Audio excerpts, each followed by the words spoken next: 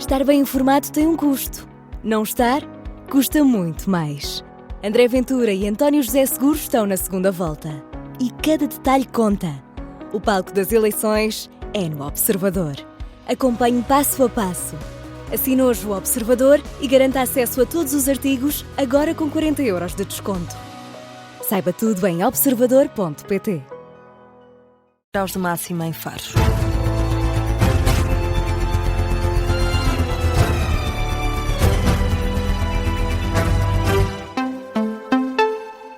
Jornal das 8 com a Vanessa Cruz. E Vanessa, o Presidente da República vai a Orem ainda esta noite e não vai ser a única zona afetada pelo mau tempo que Marcelo Rebelo de Sousa vai visitar. Depois da audiência em Belém com o Primeiro-Ministro, o chefe de Estado confirmou que vai voltar aos principais municípios onde a situação ainda continua complicada por causa do mau tempo. Eu vou a Orem, depois de Orem irei a Pedrógão, começo por aí porque ainda há muita falta de energia elétrica. E é por aí que eu começo. O Presidente da República, antes de ir para Orem esta noite, declarações à margem do velório de João Canijo, que morreu há poucos dias, aos 68 anos. O Presidente da República diz que o cineasta nem sempre foi compreendido. A partida do João foi um pouco como a vida dele, inesperada para todos nós. Ele era assim, era inesperado. Durante muito tempo foi incompreendido porque ele era diferente.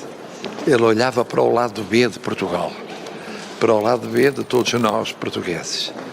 Marcelo Rebelo de Sousa, a lamentar a morte de João Canijo, sofreu um ataque cardíaco. Voltando ao mau tempo, o estado de prontidão especial no nível máximo em todo o país. A Proteção Civil alerta para uma situação muito complexa nos próximos dias. Por causa da tempestade Leonardo, todo o território vai ser atingido, mas as maiores preocupações vão para as áreas já devastadas pela depressão anterior, a Christine, uma vez que se encontram fragilizadas estas zonas.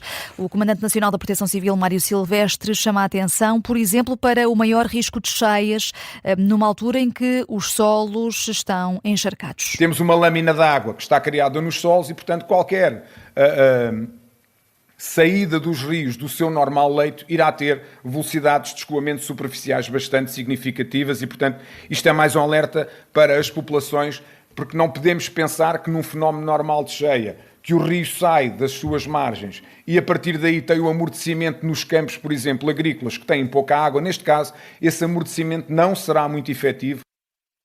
Mário Silvestre, Comandante Nacional da Proteção Civil, explica também porque é que não foi ativado o mecanismo europeu de proteção civil.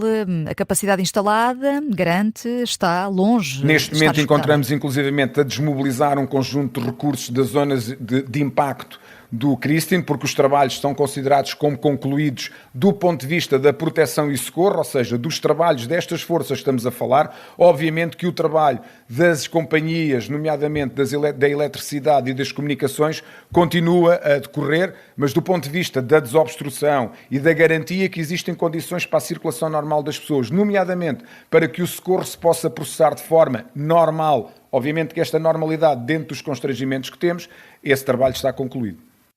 A Proteção Civil fez ainda um balanço final da depressão Cristina. Até às 4 da tarde do último domingo foram registadas 12.000 e quase 200 ocorrências, sobretudo queda de árvores. Quanto à situação atual, desde essa altura até às 4 da tarde de hoje foram registadas já mais de 2.150 ocorrências, também a maioria queda de árvores. E o Primeiro-Ministro avisa que esta semana vai ser um desafio grande do ponto de vista meteorológico. Foi depois da reunião com o Presidente da República em Belém. Face às previsões para os próximos dias e quinta-feira há nova reunião com Marcelo Rebelo de Sousa. E Vanessa, o Banco de Fomento vai lançar amanhã 2 linhas de crédito de emergência de 1.500 milhões de euros dirigidas às empresas afetadas pelas tempestades. O dinheiro é para colmatar necessidades imediatas e apoiar a reconstrução de instalações e equipamentos. O Primeiro-Ministro já tinha sinalizado que os apoios iam ser disponibilizados via Banco de Fomento. O prazo para submeter candidaturas arranca já amanhã, quarta-feira, e depois, Filipe, está previsto que a contratação e a liquidez, que o dinheiro chegue entregue depois aos empresários a partir de segunda-feira, dia 9 de fevereiro. E Vanessa, ainda há nesta altura 103 mil pessoas sem luz nas principais zonas afetadas pelo mau tempo. É o último ponto de situação feito pela E-Redes é até às 5 da tarde. Só em Leiria são 75 mil clientes sem energia. Depois Santarém, 17 mil clientes ainda sem luz. Castelo Branco com 7 mil. Coimbra, nesta altura, com menos de 1.000. E a rede elétrica portuguesa é das mais vulneráveis a tempestades. O Observador falou com um especialista sobre alternativas. Muitos postos de alta e média tensão acabaram por colapsar com a passagem da depressão Christine. Só 20% da rede elétrica nacional é subterrânea.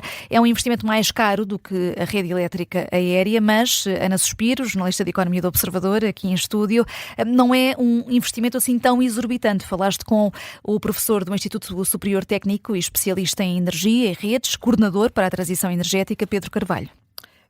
Sim, de facto, não é muito elevado o custo. Porquê? Porque se está aqui a partir de um conjunto de pressupostos, porque se definem prioridades, ou seja, não se vai de um momento para o outro enterrar a linha toda, e porque em função do nível de tensão da rede elétrica, o sobrecusto é mais baixo ou mais alto. A rede elétrica tem linhas de muito alta tensão, que é a rede da REN, da Redes Energéticas Nacionais, não é? Que conseguiu mais ou menos resistir a esta tempestade, porque tem muitas redundâncias, portanto há ali muito backup, é a principal infraestrutura do país, na área de eletricidade. E depois há as redes de alta tensão, média tensão e baixa tensão, que são aquelas que chegam às casas das pessoas. E o que este especialista diz é que a rede de média tensão, que foi muito afetada por esta tempestade, pode ser enterrada através de cabos, com um sobrecusto que ele diz que pode ser até o dobro do que seria uma linha aérea. E não tem que ser também no país todo, não é? Nós já vimos que há zonas mais vulneráveis do que outras. A este tipo de tempestades. E também aos incêndios, porque esta discussão já aconteceu a propósito de Pedrógão Grande. Houve discussões sobre quanto é que custaria ou não custaria enterrar a rede elétrica. Na altura dos fogos de 2017. Exatamente. Sim. E nós, de facto, temos um exemplo de França, que é referido por este especialista, que quando enfrentou duas tempestades na viragem do século muito gravosas que deixaram milhões de pessoas sem energia, mudou completamente o paradigma e começou a enterrar. E o que é que nós vemos em Portugal? Temos sinais de que isso pode estar a acontecer, porque temos o gestor, o presidente da E-Redes, a empresa de redes de distribuição, a admitir que tem que analisar essa possibilidade, e o próprio governo também a falar nisso. Quando, se calhar há 5, 6 anos atrás, afastavam completamente o cenário, diziam que era muito caro. Portanto, mas pode ser um investimento que pode compensar, tendo em conta que estas tempestades, ao que tudo indica, podem ser mais frequentes. O número de avarias, a partir do momento em que se enterra a rede, as avarias também são mais reduzidas, o risco é menor. Portanto, há aqui benefícios que não são imediatos, não é? Portanto, no imediato tens um custo que pode ir às tarifas de eletricidade, e este especialista com quem falei admite essa possibilidade, não é? Por outro lado, a médio e longo prazo, a rede fica muito mais resiliente e aproxima-se daquilo que são as melhores práticas na Europa, onde em média 45% da rede elétrica é subterrânea. E a rede por satélite aqui também pode funcionar ou não? Olha, não tenho conhecimentos técnicos para te responder. Sei que isso, de facto, nas telecomunicações tem sido levantada, sim. Nunca ouvi dizer que se utilizasse na energia elétrica. Admito que pode acontecer, mas não te sei responder. Mas são certamente questões também para os próximos Mas também tempos. as telecomunicações também enfrentam desafios. E nós vimos que, enfim, o grande desafio das telecomunicações, se calhar, é a grande dependência que tem da rede elétrica, não é? Porque está tudo ligado, no fundo. Está tudo elétrico, exatamente. Estamos todos eletrificados e isso pode ser um problema quando a rede falha. Obrigada, Ana Suspiro, a nossa grande repórter de Economia. Tem um artigo em destaque a esta hora no site do Observador sobre essa alternativa de haver uma aposta maior na rede elétrica subterrânea. Passam 9 minutos das 8 da noite. Vanessa, que outras notícias estão em destaque? Em Leiria, a maioria das escolas do concelho vai reabrir já amanhã. A previsão do Ministro da Educação confirma-se. A Câmara Municipal enviou a lista de escolas ao Observador, a maior parte, jardins de infância e escolas básicas, já com condições para voltar a receber os alunos. No que toca a secundárias, só mesmo a Francisco Rodrigues Lopes, no centro de Leiria, é que deve reabrir amanhã. A lista completa de escolas está em observador.pt. A tempestade Leonardo também está a afetar o sul de Espanha, onde vigoram alertas vermelho e laranja. De acordo com o El País, cerca de 1000 pessoas já foram retiradas preventivamente de zonas de alto risco de cheias. Por exemplo, na Andaluzia, foi anunciado que as casas de alguns municípios tinham mesmo de ser evacuadas por causa do risco elevado de cheias. Há mais desenvolvimentos na Operação Marquês. O antigo secretário de Estado da Administração Interna e da Justiça, José Conde Rodrigues, confirmou no julgamento que recebia 25 mil euros por mês da empresa de Carlos Santos Silva. O atual juiz dos Tribunais Administrativos e Fiscais admite que tinha um contrato de prestação de serviços com essa empresa de Santos Silva, que era o melhor amigo de José Sócrates, também arguido neste processo. O ex-secretário de Estado dos dois governos de Sócrates explica que recebia esse montante, 25 mil euros, a troco de serviços de consultadoria para a área jurídico-fiscal. No entanto, assume que nunca apresentou qualquer relatório ou documento a comprovar os serviços prestados. É uma notícia também em destaque no site do Observador. Vanessa Cruz com o Jornal das 8.